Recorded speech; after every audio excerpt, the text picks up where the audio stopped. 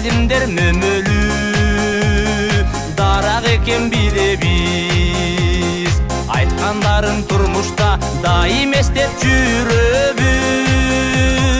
Агайлар акылга нур чачтыңар, адам болсун деп жүрүп агарганго чачыңар.